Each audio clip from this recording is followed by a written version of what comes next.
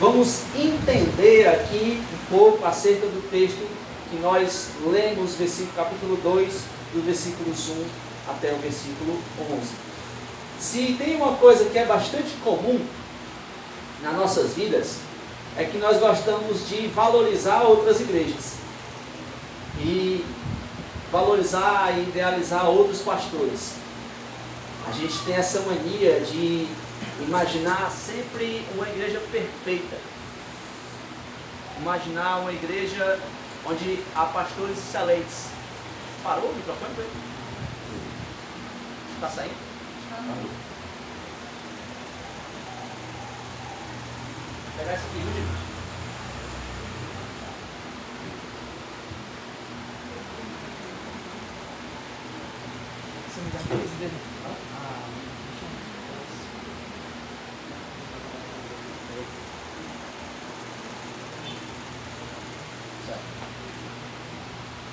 Ao vivo é assim mesmo.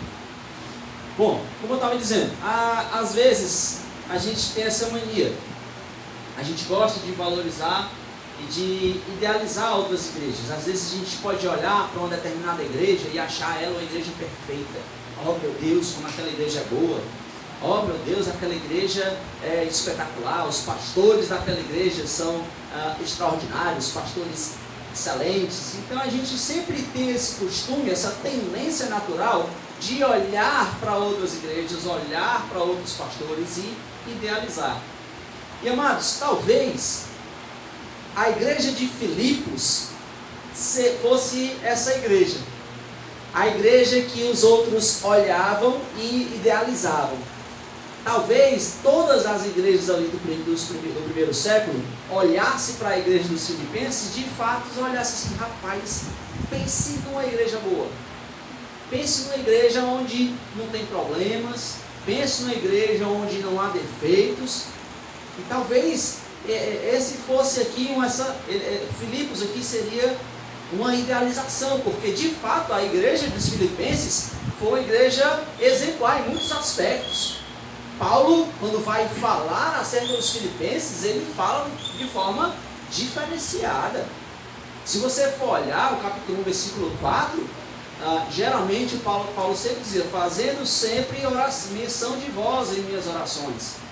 Mas a igreja dos Filipenses, ele diz, fazendo sempre com alegria oração por vós. Ele acrescenta que ele orava com alegria. Versículo 5, Paulo vai dizer que agradecia, era feliz porque eles cooperavam com o Evangelho desde o primeiro dia até esse determinado momento. Então, de fato, a igreja dos Filipenses fosse aqui essa igreja idealizada. Seria uma ótima igreja. A igreja que apoiou o ministério de Paulo, pagou o salário de Paulo para Paulo pastorear a igreja lá em Corinto. E eles estavam lá, pagando lá o salário de Paulo. Mas, amados, essa igreja estava enfrentando problemas. Embora fosse idealizada por muitos, mas essa igreja estava passando por situações difíceis.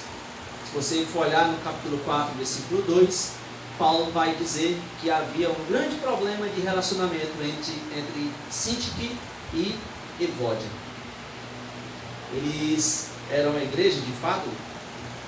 O grande problema da igreja dos Filipenses não era doutrinário. Eles não tinham problemas doutrinários. Seu grande problema era relacionamentos. Eram os conflitos internos que estavam acontecendo na igreja de Filipenses, que era o seu real problema. E isso é muito comum. É muito comum você ver uma igreja boa doutrinariamente e com conflitos no relacionamento. E o conflito entre a relação entre irmãos. E aí, tendo isso em vista, Paulo sabendo disso, sabendo que eles eram bons doutrinariamente, mas estavam com problemas ali de relacionamento, Paulo escreve essa carta para esses irmãos. E um dos motivos pelos quais Paulo escreve essa carta é para justamente tratar esse assunto. Paulo escreve aqui o capítulo 2 que nós lemos, justamente para tratar essas desavenças. Paulo escreve o capítulo 2 justamente para tratar aqui esses desentendimentos os relacionamentos na igreja local. E é por isso que nós precisamos passar por Filipenses capítulo 2, tendo em vista a série de pregações que nós temos aqui feito domingo após domingo, ao tratarmos acerca de relacionamento entre irmãos. Falamos sobre a liberdade cristã, falamos sobre opinião, falamos sobre como tratar o irmão em pecado, e agora Filipenses capítulo 2 chega justamente para nos dar um ponto final nesse grande assunto que nós temos tratado. Essa passagem é essencial para a nossa igreja, e nós temos uma boa doutrina, nós não temos problemas doutrinários na nossa igreja, mas, meu irmão, os relacionamentos entre os irmãos pode se tornar um grande câncer no nosso corpo. Assim como esses irmãos filipenses estavam sendo tratados para que aquele problema não se tornasse um câncer, não viessem a destruir aquela igreja, Deus está utilizando agora a sua palavra para tratar a nossa igreja também, para que nós venhamos a evitar com que pequenos problemas se tornem grandes problemas. E é por isso que o tema da mensagem de hoje, como foi divulgado, nós vamos tratar sobre a humildade como uma ferramenta para a unidade. Essa é a grande mensagem que Paulo quer passar a esses irmãos, e essa é a grande mensagem que Deus quer tratar conosco hoje. A humildade como essa ferramenta para a unidade. E Paulo fala isso a partir de dois princípios aqui, através de dois tópicos bem interessantes. Primeiro, ele faz uma exortação a essa igreja, nos versículos 1 a 4, e nos versículos 5 a 11, ele vai dar um exemplo a ser seguido. Eu quero começar aqui com a exortação, quero ler junto com vocês os versículos 1 a 4, porque esse é o primeiro ponto que ele faz. Ele faz uma exortação: sejam unidos em pensamento. Ele exorta esses irmãos à unidade nos 4 primeiros versículos. Versículo 1: portanto, se há algum conforto em Cristo, se há alguma consolação de amor, se há alguma comunhão no Espírito, se alguns entranháveis afetos e compaixões, completai o meu gozo, para que sintais o mesmo, tendo o mesmo amor, o mesmo ânimo, sentindo uma mesma coisa. Nada façais por contenda ou por vanglória, mas por humildade. Cada um considere os outros superiores a si mesmo. Não atente cada um para o que é propriamente seu, mas cada qual também para o que é dos outros. Então Paulo utiliza esses 4 versículos justamente para nos falar acerca, nos exortar acerca da unidade em pensamento. O versículo 1, Paulo já começa o versículo 1 nos exortando, nos dando a base para nós mantermos a unidade na igreja local. O texto começa com um portanto. Ele está ligando aqui o versículo 2, o versículo 1, aquilo que ele já tinha dito antes no versículo 27. No versículo 27, Paulo diz: olha, vocês devem se portar de modo digno. Vocês devem viver a vida de um crente. Vocês têm que resolver os conflitos internos aí que há no meio de vocês. E aí ele inicia o capítulo 18 também dizendo isso. Portanto, indicando que isso deve gerar. Viver de modo digno do Evangelho deve gerar alguma coisa. Viver do modo digno do Evangelho implica em você resolver os problemas, resolver esses conflitos dentro da igreja. Viver do modo digno do Evangelho implica necessariamente em nós buscarmos essa unidade. E apesar do versículo aí ter esse se há algum conforto em Cristo, se há alguma consolação, apesar de haver esse se várias vezes, Paulo não está expressando dúvida. Paulo não está expressando aqui incerteza. Pelo contrário, Paulo está expressando certeza. Paulo está dizendo: já que há um conforto em Cristo, já que todas essas coisas que ele vai citando, já que tudo isso é verdade, portanto, o que vem após isso também deve ser verdadeiro, também deve haver na nossa vida. Eu fiz uma tradução minha. Uma tradução minha desse texto seria assim, bem para a gente entender. Já que há conforto em Cristo, já que o seu amor é consolador, já que o Espírito Santo nos introduziu numa comunhão maravilhosa, e já que temos ternos afetos e misericórdia em Cristo Jesus, devemos ser capazes de viver uns com os outros em feliz harmonia. De forma, eu fiz uma tradução expandida do que Paulo, da mensagem que Paulo quer passar para esses irmãos. Já que tudo isso é certeza, vocês devem, já que essa realidade espiritual é verdadeira, já que há conforto em Cristo, já que nós temos um amor consolador, necessariamente isso deve lhe levar a alguma coisa. Isso deve lhe levar a solucionar esses problemas. Já que vocês experimentam essas realidades, isso deve levar vocês a solucionar os seus conflitos. E aqui, meus irmãos, eu quero refletir um pouco com você. Que lamentável é ver os crentes oferecerem ao mundo várias discórdias, atacando uns aos outros, falando mal uns dos outros, desprezando uns aos outros.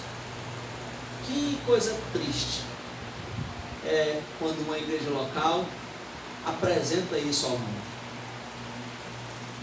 Nós não estamos desfrutando de todas essas bênçãos que nós temos em Cristo. Nós estamos deixando essas coisas justamente de lado. Quando isso acontece, nosso crescimento espiritual é bloqueado. A nossa comunhão é enfraquecida. Nosso testemunho é enfraquecido. Amados, Deus quer falar comigo e com você. A partir desse versículo 1 logo, ele nos leva a refletir, dizendo: meu irmão, já que você experimenta todas essas coisas em Cristo Jesus, já que tudo isso é verdade, isso deve necessariamente levar você a frutos. Experimentar todas essas bênçãos de Cristo Jesus deve lhe empurrar a gerar frutos. Deve necessariamente lhe levar a ser diferente. Deve necessariamente lhe levar a ter uma vida transformada. Se isso tudo é verdade, já que isso tudo é verdade, a sua vida tem que ser diferente. E o que acontece muitas vezes é que nós queremos desfrutar das bênçãos de Cristo e continuar da mesma forma. Desfrutar dos prazeres, dos deleites, das bênçãos que Deus nos concede. E na hora da mudança, nós dizemos: Deus me aceita como eu sou. E não somos desafiados a mudar, desafiados a gerar frutos, a produzir frutos. E quando Paulo começa já no versículo 1, lançando essa realidade para esses irmãos, que eles experimentam todas essas coisas, do versículo 2 até o versículo 4, Paulo vai chamar esses irmãos a experimentarem a unidade. Ele diz: olha, já que isso tudo é verdade, vocês têm que ser aqui impelidos a viver uma vida de unidade. Deus está nos chamando, a partir dessas realidades experimentadas em Deus, Deus está nos chamando a dar esse passo, a atitudes práticas que eu e você devemos ter, para que nós possamos alcançar aqui a unidade. E Paulo começa aqui logo no versículo 2, dizendo: olha, completai o meu gozo. Paulo pede que esses irmãos transbordem Paulo de alegria. Como? Com algumas atitudes. Paulo vai colocar aqui algumas atitudes para que esses irmãos possam experimentar a unidade. essas realidades que você já desfrutou em Deus, deve levar você a essas atitudes objetivas, essas atitudes práticas. E essas atitudes práticas lhe levarão a desfrutar a unidade. Começa no versículo 2 dizendo: completai o meu gozo, para que sintais o mesmo, tendo o mesmo amor, o mesmo ânimo, sentindo uma mesma coisa. Primeira atitude que você deve fazer para alcançar a unidade, Paulo coloca dizendo, é você entender o que é unidade. Você tem que entender o que é isso.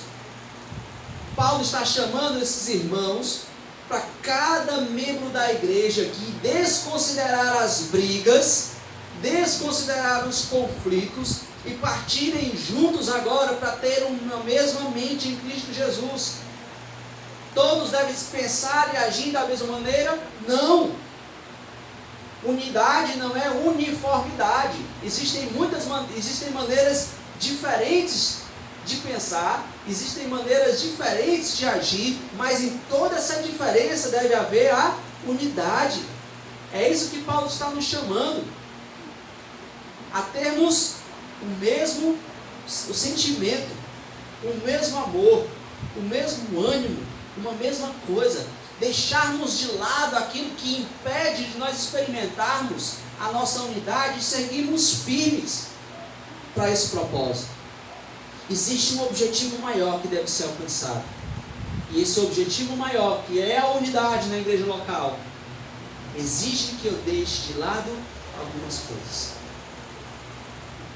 pede que eu coloque de lado alguns caprichos meus.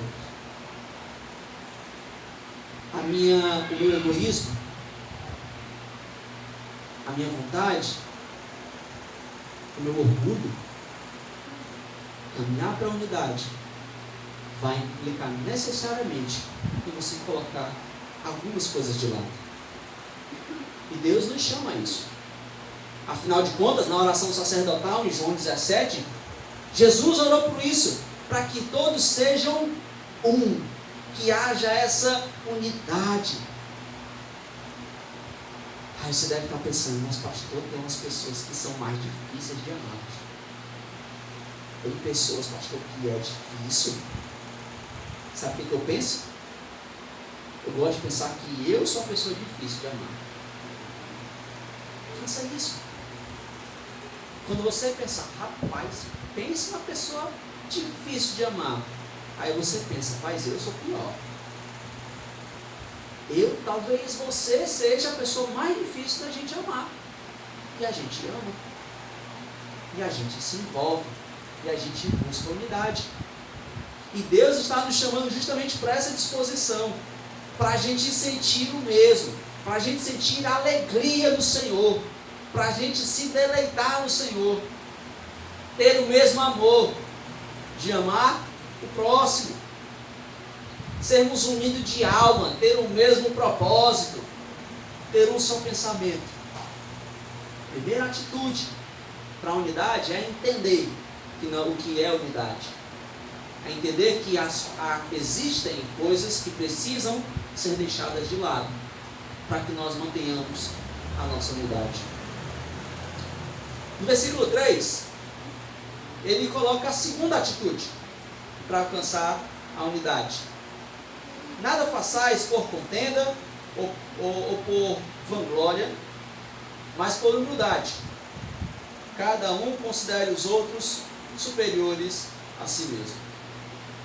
A segunda atitude que Paulo coloca para que nós possamos alcançar a unidade é o altruísmo. É você de fato pensar no próximo.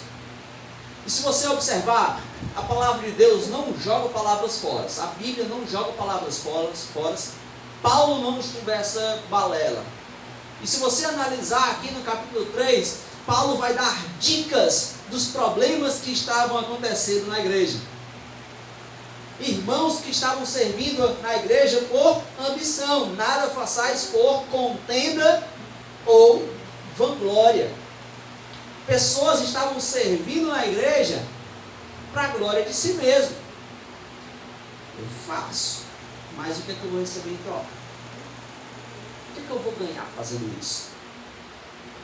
irmãos nessa igreja pensando, mas eu não vou ganhar nada fazendo isso, então não vou. Só faziam se houvesse alguma coisa em troca. Servindo por vaidade. Eu faço, mas o meu nome tem que aparecer. O pastor tem que falar meu nome. Se eu fizer ele não falar meu nome, rapaz, eu deixo na hora. Porque eu tenho que aparecer. Irmãos estavam servindo dessa forma. E a partir do capítulo 4, versículo 2, onde ele vai falar da discórdia entre Sintique e Evódia, eram justamente duas mulheres que estavam brigando na igreja, justamente fazendo essas contendas. Existia um grupinho, existia um outro grupinho, estavam disputando entre si para ver quem fazia melhor, não para a glória de Deus, mas para a glória de si mesmo. E Paulo diz, acabem com isso. A segunda atitude necessária é justamente você ser altruísta. Fazer as coisas por contenda ou por vanglória é uma atitude de uma mente egoísta. É uma atitude de uma mente que só pensa em si mesmo, que só pensa em si próprio. E esses são dois grandes inimigos da igreja: ambição e vanglória. Dois inimigos da igreja, por quê? Porque são frutos de mentes egoístas. E Paulo nos mostra qual o remédio para isso? Humildade. Considerar o próximo como superior a si mesmo. Que é o que ele termina dizendo: cada um considera os outros superiores a si mesmo. Nós devemos viver uma vida de igreja sem egoísmo algum. Nossa vida de igreja deve ser o interesse deles acima dos meus interesses. E amados, é fácil escutar uma exortação dessas. É fácil. Mas agora, absorver o significado e praticar é outra história. Escutar uma exortação dessa e, de fato, considerar um irmão como superior a si mesmo, isso é uma coisa estranha à nossa velha natureza. A gente não quer isso. A nossa velha natureza luta contra isso. E nós não conseguiremos pensar no próximo como superior a nós, na nossa própria força. Nós precisamos do poder do Espírito para isso. Não só para pensar no próximo como superior a si mesmo, mas também para termos aqui a nossa terceira atitude para alcançar a unidade, no versículo 4. Que é justamente a humildade. Não atente cada um para o que é propriamente seu, mas cada qual também para o que é dos outros. A humildade é essa grande ferramenta para que você possa alcançar a unidade. Você tem que ser humilde, porque quando você é humilde, você considera o próximo alguém importante. Você considera o próximo como superior a si mesmo. Quando você é humilde, isso implica necessariamente que quando você vai fazer alguma coisa, você considera o bem do outro. Como é que o meu irmão gostaria que isso fosse feito? O que o meu irmão vai achar disso que está sendo feito? Então a humildade nos leva a isso. Nos leva a servir os nossos irmãos, ao invés da gente servir a nós mesmos. Porque na mentalidade humana, o maior exerce a autoridade. O maior exerce domínio, controle. O maior é servido. Mas no reino de Deus não é assim. No reino de Deus, todos somos iguais. E o maior é aquele que serve. O maior é aquele que se entrega. O maior é aquele que dá. Riqueza no mundo é o quê? Reter dinheiro.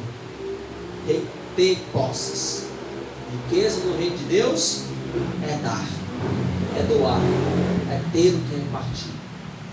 Então, humildade é justamente você pensar no próximo como superior a si. E humildade não é inferioridade, meus irmãos. Humildade é tratar o seu irmão como alguém que é um alvo da graça de Deus. Um irmão, uma pessoa que foi criada à imagem e semelhança de Deus, que foi alcançado pela graça de Cristo Jesus, que está sendo santificado dia após dia e que herdará o reino dos céus com você. Isso é humildade. É entender que assim como Cristo morreu por você, Cristo morreu por ele também. E esses são esses 3 passos que Paulo apresenta nesses versículos para que nós possamos, para que uma igreja possa andar em direção à unidade. Quando uma igreja estiver em conflitos internos, os irmãos da igreja se voltarem contra você, quando algum conflito acontecer na igreja, Paulo diz: ame-os, se humilhe, seja humilde, pratique amor a essas pessoas, provoque a mudança na sua mente egoísta, na sua mente que só pensa em si. Mude isso e pratique a humildade, pratique o amor, demonstre a mente de Cristo. E amados, somente quando a nossa igreja, com a igreja como um todo, focar inteiramente sobre as necessidades do outro, somente quando nós, como igreja, tivermos como foco atender às necessidades do próximo, nós teremos de fato uma vida segundo Cristo. Porque essa foi a vida de Cristo Jesus. E é isso que Paulo vai querer mostrar agora, nos versículos 5 ao 11. Assim como Cristo foi um exemplo de humildade, ele vai agora aplicar essa verdade. Paulo vai dizer: você quer um exemplo? Você quer saber que isso tudo é verdade? Olhe para Cristo. E ele passa a partir do versículo 5 agora, mostrando o maior exemplo de humildade. Ele dizendo nos versículos 5 a 11, pense como Cristo. Quer um exemplo? Seu exemplo é Cristo Jesus.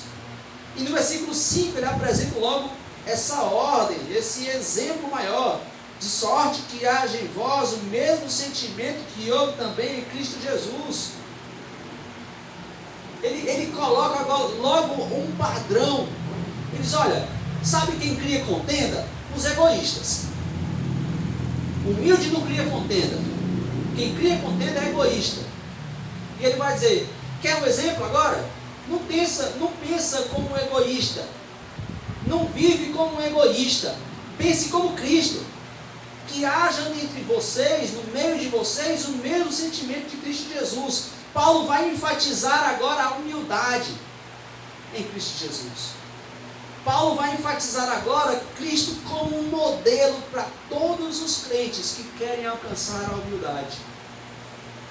Paulo vai mostrar Cristo como um antídoto para os conflitos e as brigas. Literalmente aqui, quando a gente vai estudar no grego, é literalmente: deixe essa mentalidade estar em você. A ideia de coletividade. Sabe como deve ser a característica da igreja? Ter o mesmo sentimento de Cristo Jesus. Quando a mente de Cristo Jesus permear todos os relacionamentos da igreja, vocês vão estar pensando como Cristo Jesus. Aí vocês vão estar sendo como Cristo Jesus. E a partir ele faz isso no versículo 5, e a partir do versículo 6, Paulo faz algo interessante. Paulo era um teólogo, mas acima de tudo ele era pastor. Paulo agora pega a teologia e aplica de forma prática na vida desses irmãos. Porque afinal de contas é para isso que serve a teologia, para mudar a vida do cristão. E Paulo vai pegar agora o exemplo de Cristo Jesus e vai nos dar aqui alguns exemplos. Eu quero convidar você, no versículo 6 a 8, eu coloquei aqui como a escada que Cristo subiu até a humilhação. É interessante como Paulo constrói os versículos 6 a 8. É como se ele fosse construindo degraus. E esses degraus, ao invés de ele subir até a exaltação, ele desce até a humilhação. Ele começa, o primeiro degrau de Cristo é que ele começa no versículo 6, que, sendo em forma de Deus, não teve por usurpação o ser igual a Deus. Esse foi o primeiro degrau de Cristo Jesus. Ele não teve por usurpação o ser igual a Deus. Ele não considerou ser igual a Deus como algo que devesse ser segurado, como algo que ele devesse aqui usar para a própria vantagem. O que é usurpar? É tomar alguma coisa que não lhe é devida. É quando você usa alguma coisa que não é seu. E Paulo está dizendo, olha, ele não teve por usurpação ser igual a Deus. Ele tinha direito de ser igual a Deus. Se ele fizesse isso, não era usurpação, porque ele é Deus. Mas mesmo sendo Deus, mesmo tendo o direito de se beneficiar do ser igual a Deus, Paulo diz, mesmo assim, ele não considerou isso como algo que ele devesse se agarrar. Ele abdicou dos seus direitos. Se você olhar na tentação, o que é que Satanás mais queria na tentação? Que Jesus buscasse glória, que Jesus se exaltasse. Mas Jesus, ele quis se humilhar. Ele não abdicou, ele não teve essa usurpação, quer dizer, ele abdicou. Ele não buscou glória para ele mesmo, embora ele merecesse. No primeiro degrau dessa escada para a humildade, nesse primeiro degrau nos mostra que não usurpar a posição, nós não devemos usurpar a posição de autoridade, de superioridade. O primeiro degrau nos mostra, nos exorta a nós não tomarmos algo que não é nosso. Não tome algo que não é seu. Cristo tinha todo o direito de usufruir, de ter. E ele não quis. Ele abdicou. Quanto mais eu e você, que não temos o direito de desejar superioridade. Todos nós temos a mesma posição diante de Deus. E nesse primeiro degrau, nessa escada até a humilhação, esse primeiro degrau exorta a mim e a você. Não tome o que não é seu. Não queira superioridade. E no segundo degrau, ele vai nos dizer, no versículo 7, mas fez a si mesmo de nenhuma reputação. Ele fez de si mesmo sem nenhuma reputação. Ele se esvaziou. Paulo está falando aqui da encarnação de Cristo Jesus. E essa encarnação de Cristo Jesus, ele está falando com uma posição inferior. Jesus deixou a glória, o status, a posição do seu estado celestial e se fez nada. Ele fez de si mesmo sem nenhuma reputação. Ele deixou a sua posição de ser igual a Deus. Ele continuou sendo Deus, mas sem ocupar essa posição. E esse degrau vem mostrar para mim e a você, vem nos ensinar, nossa segunda atitude aqui para a humildade, é que nós não devemos nos agarrar a status, a posição. A humildade ela é extremamente mais importante do que posição, do que status, do que qualquer outra coisa. Esse segundo degrau nos mostra isso. E o terceiro degrau nessa escada até a humilhação é que ele tomou a forma de servo, ainda no versículo 7. Ele não teve por usurpação ser a Deus. Ele fez de si mesmo sem nenhuma reputação. E no terceiro degrau ele tomou a forma de servo. Na sua encarnação, ele de fato ali, ele foi verdadeiramente na natureza de um servo. E observe o contraste. Versículo 6, ele fala de Jesus não ter por ele sendo em forma de Deus, não teve usurpação ser igual a Deus. Sendo em forma de Deus, o que foi que ele fez? Ele toma forma de servo. Sendo forma de Deus, ele toma forma de servo.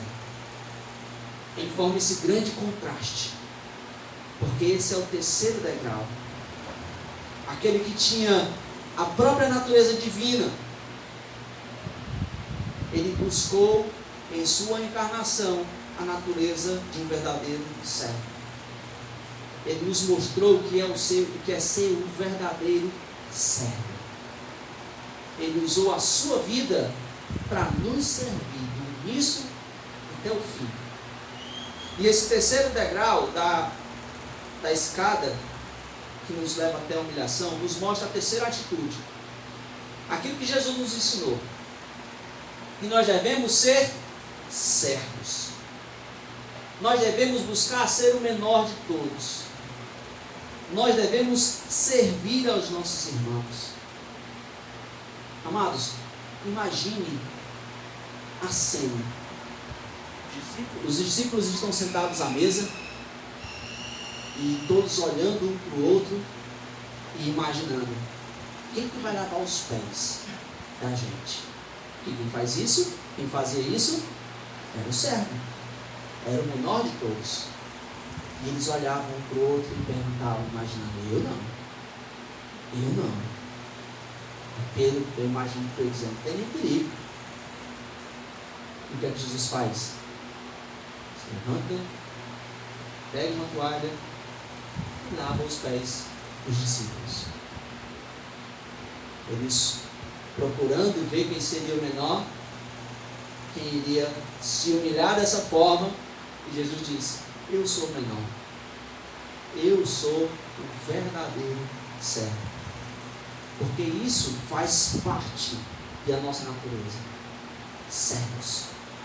Nós servimos. Nós somos o menor. Isso é o que Deus quer despertar na gente. Nós somos iludidos pelas músicas, pelos filmes, pelas histórias, pelas pregações, de que você veio para brilhar, de que você é um astro, de que você merece todas as coisas. E a gente se ilude. Porque Cristo, o Senhor, o Salvador, Deus, se encarnou. E Ele não foi um astro. Ele não foi um rei exuberante. Ele foi o maior de todos os servos. Porque essa é a nossa atitude também. Essa deve ser também a nossa atitude. Sermos servos. Sermos o menor de todos. E no quarto degrau dessa escada até a humilhação, é que ele, no final do versículo 7, né, fazendo-se semelhante aos homens. Agora ele se faz igual aos homens. Jesus experimentou, tanto externamente, né, nos termos de comportamento, como também internamente, nas suas emoções, nos seus pensamentos. Ele se fez homem, ele se fez semelhante aos homens. Ele experimentou o que é ser homem. Ele passou pelos que os homens passam. Ele sentiu o que os homens sentem. Cristo se identificou com os seres humanos. Esse foi o quarto degrau até a humilhação, nos deixando um princípio, nos deixando uma outra atitude que nós devemos fazer, como Cristo nos colocar no lugar do outro. Isso foi o que Cristo fez. Ele experimentou nossas dores, Ele viu nossas dificuldades, Ele sofreu nossas lutas, para nos deixar o exemplo, olharmos para o nosso irmão e enfrentarmos suas dores, ajudarmos em suas lutas, para que nós possamos nos colocar no lugar do nosso irmão, passar pelo que eles passam. De novo, isso é tão difícil. Nossa atitude, nossa primeira atitude é de julgar, condenar, dizer que está errado. Mas a nossa primeira atitude, uma das nossas atitudes deveria ser: eu vou tentar entender. Deixa eu conversar com o irmão para tentar entender o que está acontecendo, para ver como eu posso ajudá-lo, para ver como eu posso ser bênção na vida dele, para que a gente possa resolver essa situação. Cristo nos deixou esse exemplo, nos colocar no lugar do outro. E Paulo continua nos mostrando aqui o quinto degrau, está no versículo 8. E achado na forma de homem, humilhou-se a si mesmo. Esse é o quinto degrau. Ele se humilhou. Mesmo como homem, Jesus poderia ter sido o astro, ter sido o melhor dos homens na terra, ter sido o mais exuberante de todos, o que conquistou todas as coisas, ter todas as glórias aqui na terra. Mas o que ele fez? Humilhou-se a si mesmo. Ele desistiu de todas as honrarias e decidiu se humilhar. Ele sendo Deus, se fez homem. Ele sendo Senhor, se fez servo. Ele sendo santo, se fez maldição por nós. Ele decidiu se humilhar. Enquanto os discípulos buscavam status, quem vai te assentar à tua direita, quem vai assentar à tua esquerda, e eles ficavam brigando ali por status, Jesus decidiu se humilhar. Jesus decidiu lavar os pés deles que estavam brigando por status, brigando por honrarias. E Jesus diz: vem cá, deixa eu lavar os pés de vocês, deixa eu mostrar para vocês o que é verdadeiramente honraria, servir uns aos outros. E amados, é uma coisa tão difícil humilharmos a nós mesmos, assumirmos uma posição mais humilde, mas é uma atitude extremamente importante se nós quisermos resolver os conflitos dos relacionamentos. Fazer como Cristo, lavar os pés de quem está tentando ganhar status, se humilhar para quem está querendo ganhar honrarias, e fazer como Cristo, dizer: não, você quer status, mas eu não quero, eu quero servir, eu quero estar onde Deus quer que eu esteja, eu quero viver os propósitos de Deus. O propósito de Deus é humilhar-nos, é o descer. E ele encerra essa escada até a humilhação do sexto degrau, final do versículo 8, sendo obediente até a morte e morte de cruz. Terceiro estágio, terceiro degrau é ser obediente até a morte de cruz. Até a morte de cruz, aí literalmente, de fato, é até o ponto da morte, mostrando de fato um grau de obediência de Cristo Jesus, mostrando aqui o quão Jesus foi obediente. O servo sofredor se humilhou e se tornou obediente em toda a sua disposição de morrer pela humanidade. Jesus poderia ter morrido de uma forma honrável. Poderia? Sim, ele poderia morrer de uma forma honrável, mas não. Ele morreu da forma mais degradante e mais humilhante que alguém poderia morrer: morte de cruz. E ele foi obediente até a morte de cruz. Ele perseverou até o fim. Ele foi humilde até o final. E essa é a sexta atitude. Essa é a sexta atitude que Paulo nos ensina nessa escala da humilhação. Perseverança em humildade. Perseverança em buscarmos essa humildade, mesmo quando as circunstâncias forem adversas, mesmo quando a situação estiver difícil, mesmo quando você for prejudicado por estar buscando a unidade, por estar se humilhando. Paulo diz: seja como Jesus. Deus diz: seja como Jesus.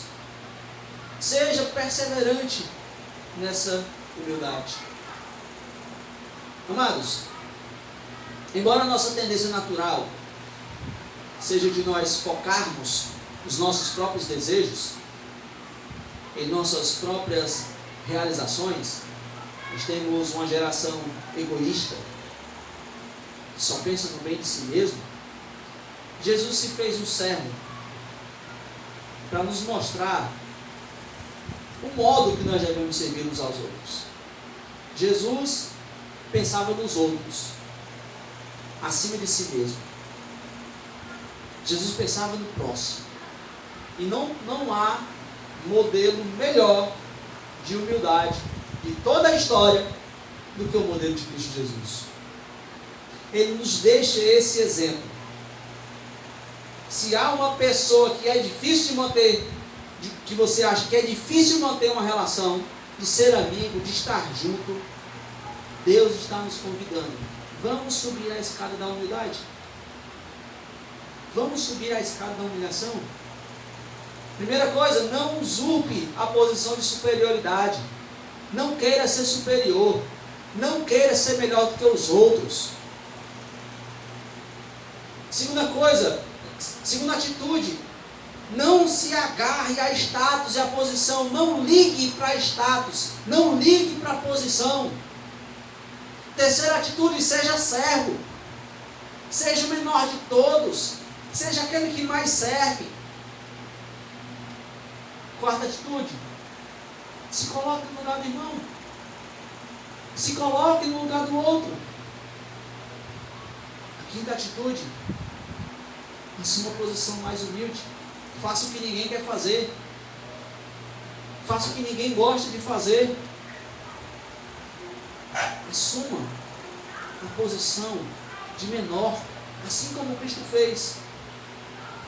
E a sexta atitude, persevere em humildade. Mesmo quando as coisas estiverem difíceis, persevere em humildade. E amados, faça isso no seu lar. Faça isso no seu casamento. Faça isso na igreja. Porque fazendo isso, nós alcançaremos a humildade. Somente quando você se render. Quando você chegar e dizer, olha, eu não consigo. Senhor, eu estou cheio, eu tento do meu jeito. Eu tento me aproximar. Eu tento ter um relacionamento saudável. Eu tento ter um clima amistoso. Mas eu não consigo. Isso é o que Deus quer. Que você diga para Ele, eu não consigo. Porque Jesus está nos convidando e nos dizendo, eu consigo. Eu faço. E Ele está nos dando aqui os passos. Assim como você não consegue salvar a si mesmo. Assim como você não consegue ser alegre. Assim como você não consegue desfrutar da alegria, da real felicidade. Você tenta, e a felicidade não chega. As pessoas dizem, olha, você vai ser feliz quando você tiver dinheiro. E aí você tem dinheiro e a alegria não vem. Diz, não, mas você vai ser feliz quando você tiver uma família. Você tem uma família e a alegria não vem. Não, mas quando você tiver filhos, a alegria vai ser completa. Você tem filhos, a alegria não vem. E eles vão colocando, quando você tem um carro bom, se você tiver uma casa boa, quando seus filhos estiverem formados, dia após dia, etapa após etapa, buscando a alegria. E houve um dia que todos nós entendemos, eu não consigo. Eu me rendo. E aí, essa é a hora que Deus entra em cena. E diz o quê? Eu consigo. Venha até mim, vinde a mim, todos vós que estáis cansados, sobrecarregados. Eu consigo. Eu vou te aliviar. Não é você que se alivia. Não é você que encontra a sua alegria. Não é você que realiza os seus planos. Não é você que alcança as suas próprias coisas. Deus diz, eu consigo. Vinde a mim. E Deus está nos convidando, dizendo, você quer disputar a unidade? Você quer que seu casamento seja uma bênção? Você quer que a nossa igreja seja uma bênção, unida, um só propósito? Jesus está nos convidando, dizendo: diga que não consiga, assuma que não consiga, que eu faço o resto, que eu mostre, e que eu diga: vai ser isso, assim, assim, que você conseguirá. Somente quando nós nos rendermos, somente quando nós nos entregarmos a Jesus e dizer: Senhor, não consigo, faz alguma coisa, Senhor, me ajuda, Ele nos ajudará, e nós desfrutaremos essa humildade. E Paulo mostra isso de forma muito interessante, nos versículos 9 e versículo 11. Ele vai nos mostrar a recompensa da humildade. Versículo 9 a 11 diz assim: por isso também Deus o exaltou soberanamente, lhe deu um nome que é sobre todo nome, para que ao nome de Jesus se dobre todo o joelho dos que estão nos céus e na terra e debaixo da terra, e toda a língua confessa que Jesus Cristo é o Senhor, para a glória de Deus Pai. Paulo faz isso de forma muito interessante. Se você olhar os versículos 6 a 8, quem é o tema do versículo 6 a 8? Cristo Jesus. Cristo Jesus é quem faz. É Cristo Jesus quem se humilha. É Cristo Jesus quem faz todas essas coisas. Quem é o agente dos versículos 9 a 11? Deus. Cristo se humilha, mas Ele não se exalta. Quem exalta Ele? Deus. Quando você se render, quando você disser: eu não consigo, eu vou cumprir aqui aquilo que o Senhor deixou, aquilo que o Senhor ordenou, eu vou fazer a tua vontade, eu vou fazer do teu jeito, a exaltação não é sua, não é você que se exalta. Ele vai dizer, no versículo 9 a 11, Deus é que vai lhe exaltar. Os versículos 9 a 11 é Deus atuando aqui para que a glória fosse dada a Cristo Jesus. Ele se humilha, como eu disse, mas ele não se exalta. Jesus busca a humildade. Ele escolhe a posição mais baixa. Ele recusa toda a glória. E esse é o modelo para nós. Esse é o modelo para mim e para você. Temos a mente de Cristo Jesus. Versículo 5, né? De sorte que haja em vós o mesmo sentimento que houve também em Cristo Jesus. Buscarmos sermos os servos.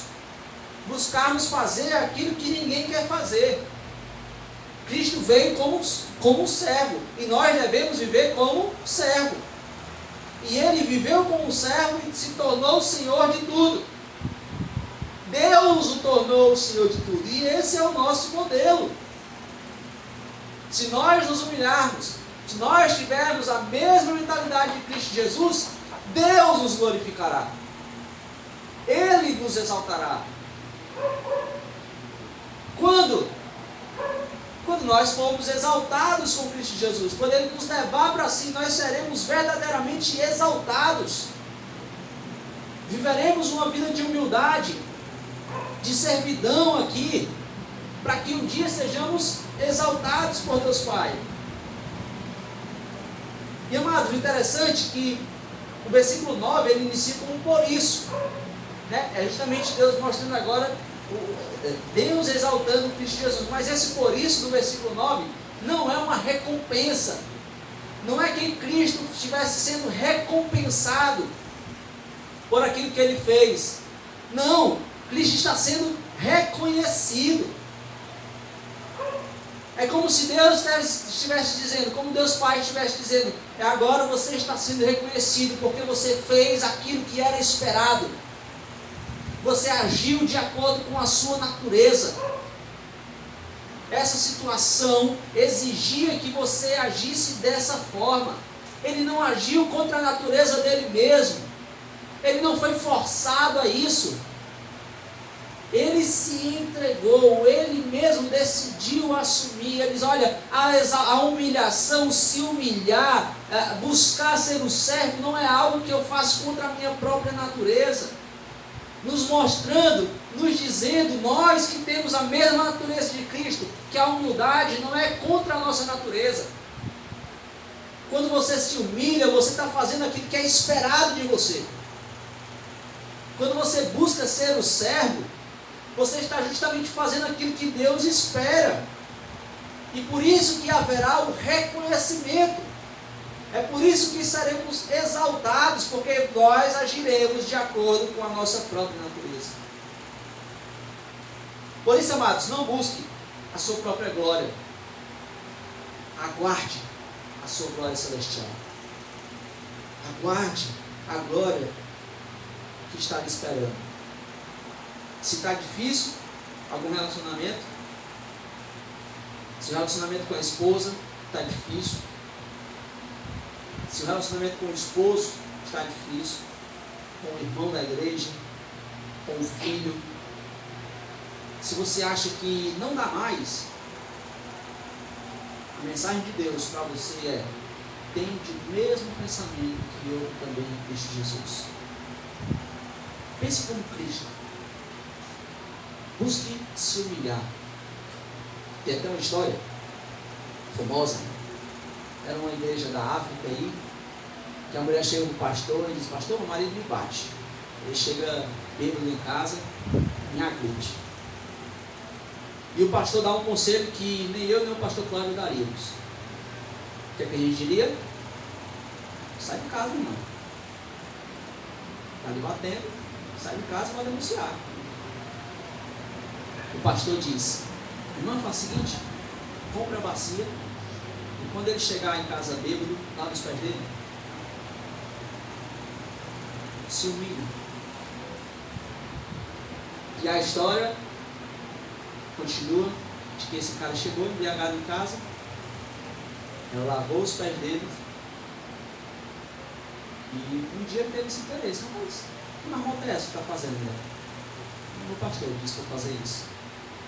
E ele quis conhecer esse pastor que deu esse conselho. Foi para o culto, ouviu o evangelho e foi salvo. Por quê? Porque alguém decidiu se humilhar.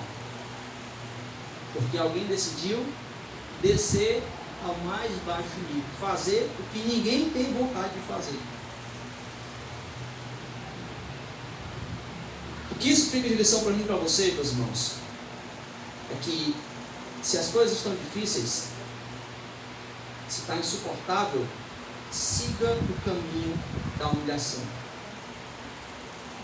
Se coloque como alguém inferior. Considere o outro como superior a si mesmo. Porque, meus irmãos, existe um grande contraste sendo feito aqui. Para concluir, eu quero fazer esse contraste com vocês. Existe um grande contraste entre o primeiro Adão e o segundo Adão. Existe um grande contraste entre o velho homem e o novo homem. Adão se agarrou à igualdade com Deus. O que a serpente diz? Rapaz, é porque Deus sabe que no dia que tu comer, tu vai ser igual a Deus. O que cada um quis? Quero ser igual a Deus. O que Cristo fez? Não teve por usurpação ser igual a Deus. Adão buscou exaltar a si mesmo. Cristo se humilhou. Cristo se esvaziou. Adão foi desobediente, desobedeceu a Deus. Cristo foi obediente até a morte de cruz. Adão foi humilhado por Deus, foi expulso por Deus. Cristo foi elevado por Deus. Cristo foi exaltado por Deus. Paulo está fazendo esse contraste aqui. A palavra de Deus nos mostra esse contraste. Porque Adão é um modelo para o velho homem. Adão é um modelo para a velha natureza, para a humanidade caída, para quem nós éramos sem Cristo Jesus. Mas agora somos salvos. Cristo é o modelo. O segundo Adão, o sem pecado, é um verdadeiro modelo para mim e para você. para seguirmos o exemplo de Cristo Jesus. Não se exalte. Não pense que você é o melhor.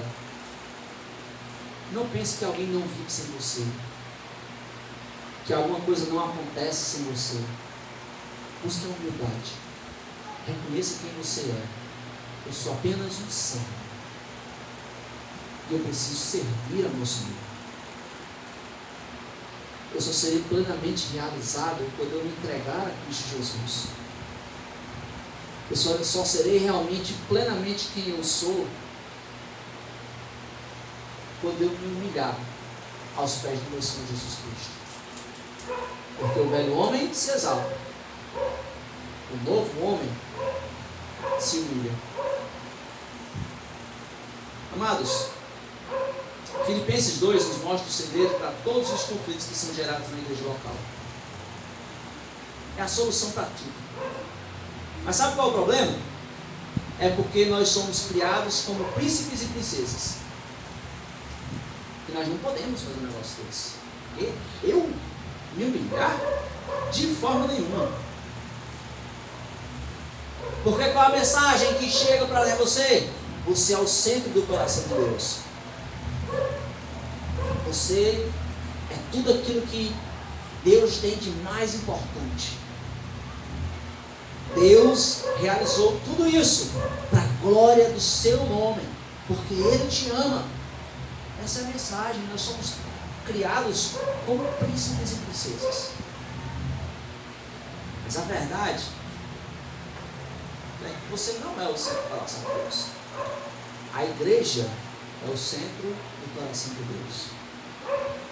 Nós somos apenas parte desse corpo. O corpo de Cristo Jesus. Deus realizou toda essa obra maravilhosa para a glória do seu próprio nome. Portanto, meus irmãos, não pense sobre si mais do que convém. Pense: como eu posso servir o meu irmão? E amados, é tão simples. Sabe como é que você serve o seu irmão? Dando carona. A gente não dá carona direto aqui, né? Dando carona. É servir o seu irmão. O irmão passa um bocado de tempo aqui, esperando a chuva para ir embora. E eu vou embora, nem ligo para o irmão. Não, está precisando, eu ajudo, não tem problema. Isso é servir o irmão. Você pode servir o irmão, sabe como? Os alimentos. Doando. Mas o irmão na igreja está passando dificuldade. O que é que eu posso fazer? Como eu posso servi-lo? Mas eu vou levar alimento para ele. Eu vou servir o meu irmão. Você pode servir com tempo, dedicando tempo. Vai tomar um café na casa do irmão.